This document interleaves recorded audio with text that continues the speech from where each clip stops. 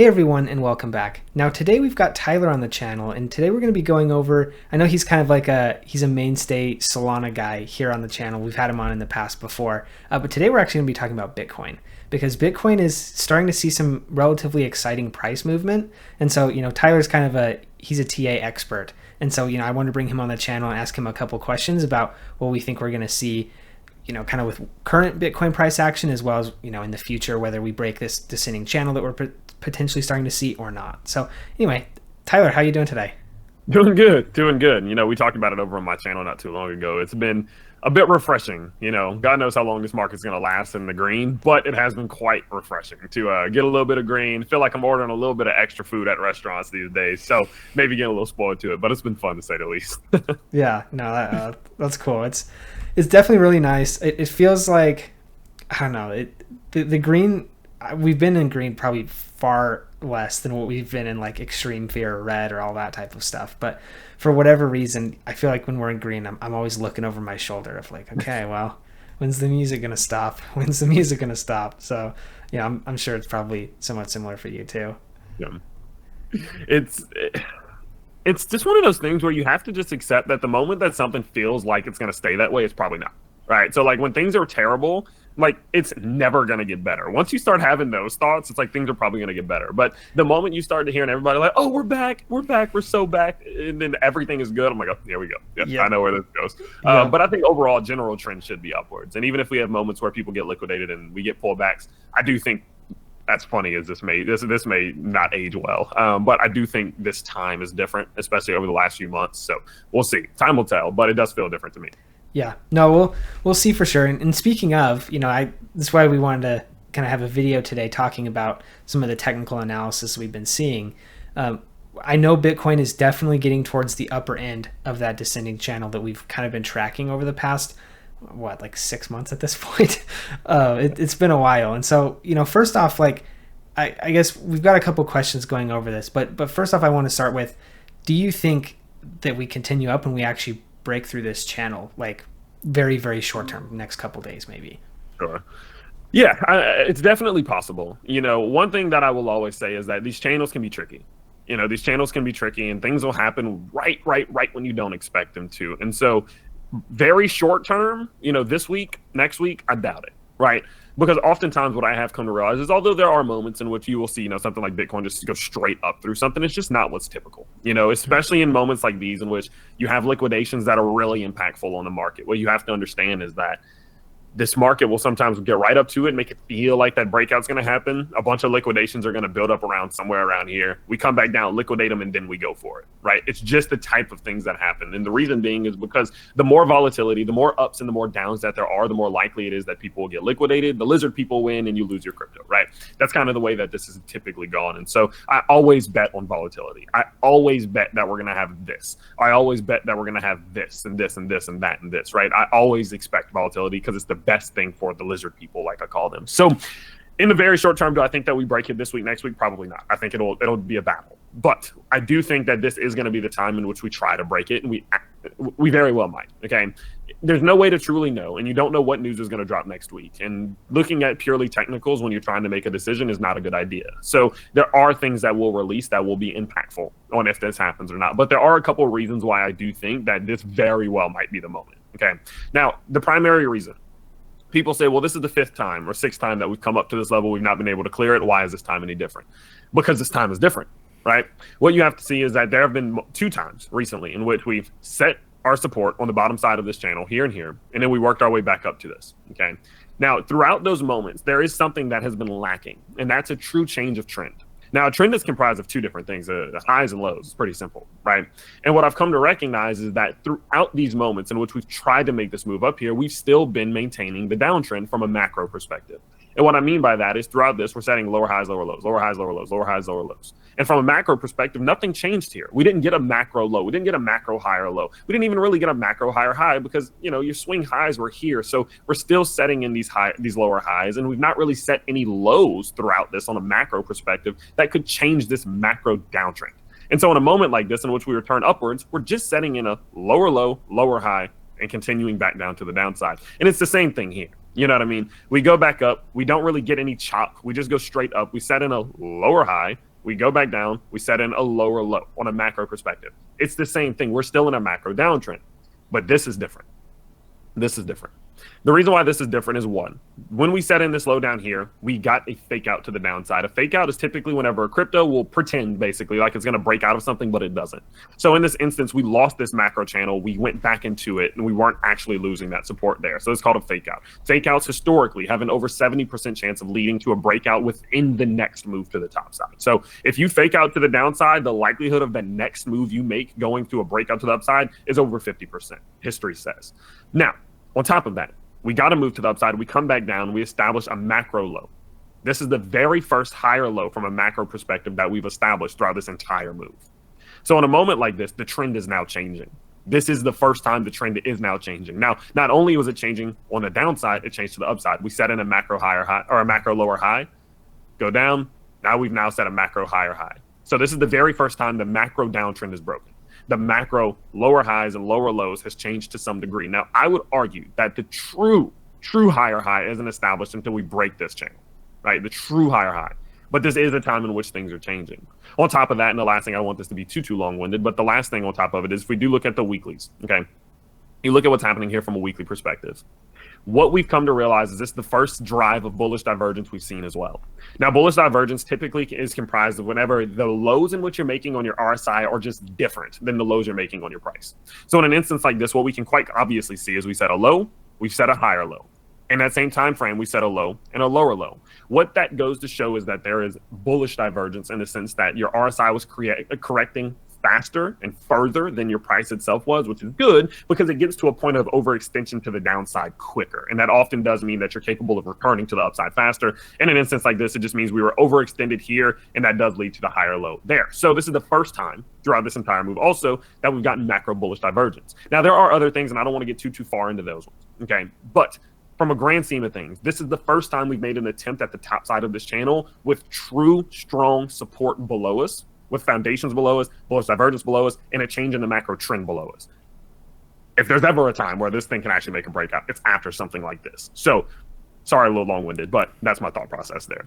Yeah, no, that makes a ton of sense, and I think that's super helpful. And I know it's a different way than like I normally look at the chart, and so that that's helpful, and hopefully I'm sure it is very helpful to a lot of the people who are watching the channel as well, just because it always does really benefit to have a different perspective come in. And so the next question that I have for you is, so I think both of us are very much of the opinion that we will eventually break out of this, right? Yeah. So when we do, what happens? What do you think? How do you think it looks? What ultimately is your price target? I mean, I've seen anything from 100,000, 120, 150. I think Michael Saylor said like 350 or 450. Like there's a lot of numbers being thrown around. What do you see?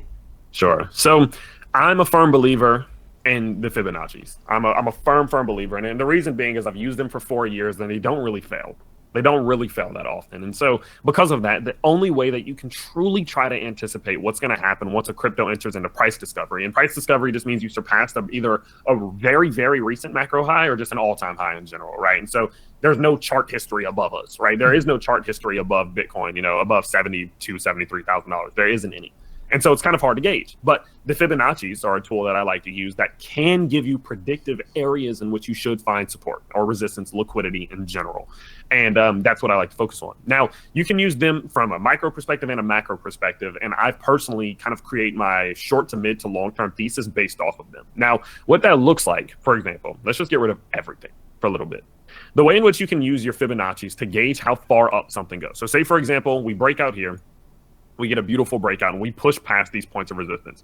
Immediately, the moment we do break out of this, we're going to start running into some resistance. Okay, we're going to have resistance here, here, and here. All of these times in which we hit this, and this are going to act as liquidity zones. These are going to be zones that are going to try to force the price back down. So immediately once we break out, we will run into the zone, and some people are going to we're going to break out, and some people are going to go long on leverage expecting this thing to take off. We might bounce off of some resistance and struggle a little bit, and it's going to liquidate people. I'd be shocked if that doesn't happen.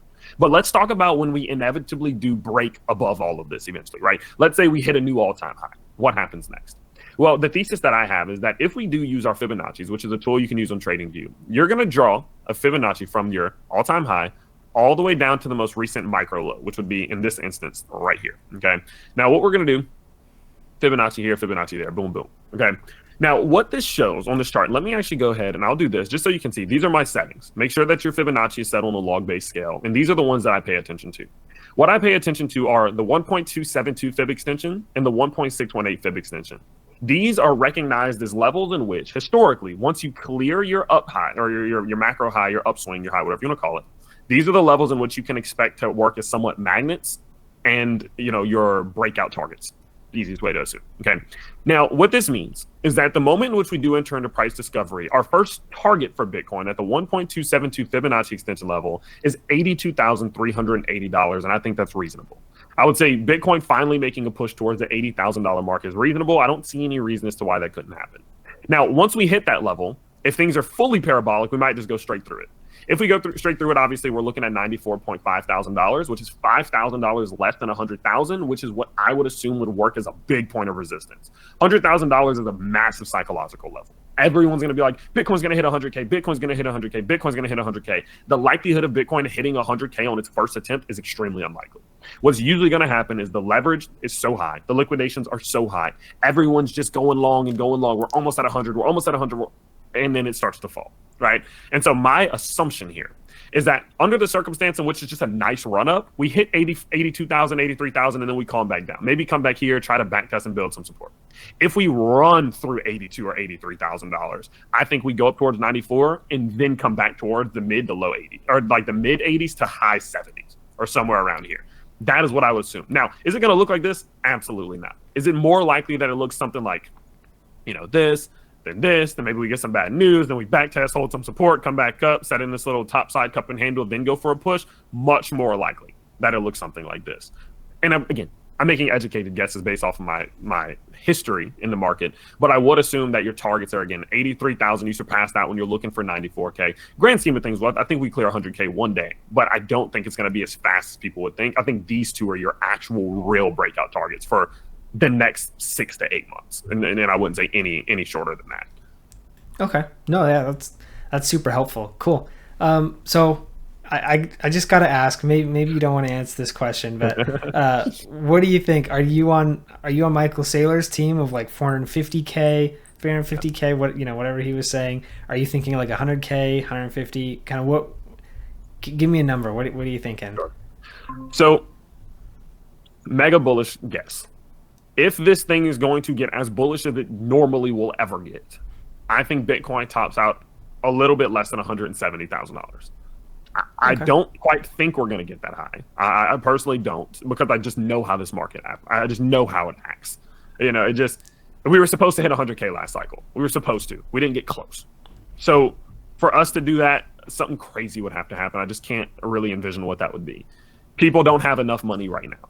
It's just that simple. I just don't quite think that would happen. Mm-hmm. Realistically, I think we surpass our 1.272. I think we're going to get more bullish than that.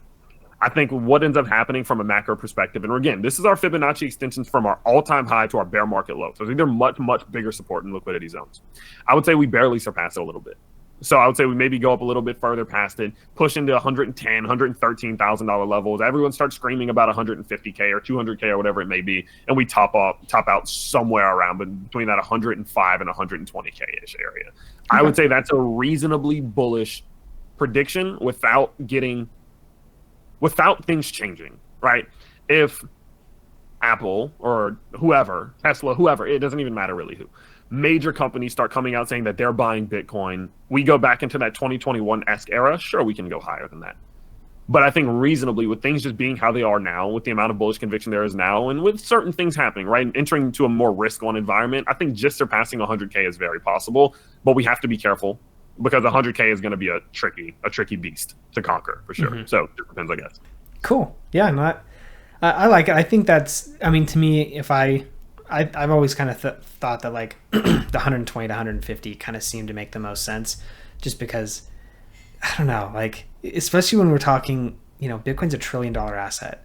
Some people are talking 300, 400, 500, 2.4 million. Some of these just ridiculous numbers. It's like, I always do everything off a market cap, and like, that's a big market cap.